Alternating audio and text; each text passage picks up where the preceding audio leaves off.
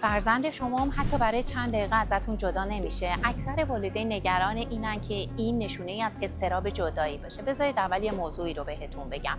فاصله بین 6 ماهگی تا 4 سالگی اضطراب جدایی طبیعیه و جزء روند رشد حساب میشه.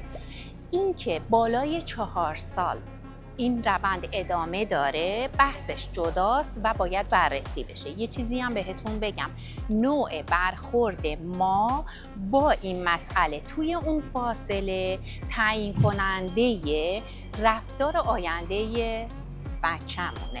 یکی از اشتباهات رایج والدین تو این دوره اینه که دروغ میگن به بچه، مثلا این که یواشکی میذارن میرن، یا این که نه قول میدن میرن و برمیگردن اما بر نمیگردن.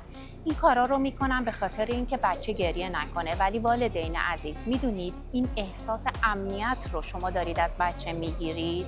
بهترین روش برای جلوگیری از اضطراب جدایی اینی که یک برنامه مشخص و قابل پیش بینی داشته باشیم برای بچه‌ها و بهتره که از یک روانشناس که در این زمینه اطلاعات مفیدی داره کمک بگیریم.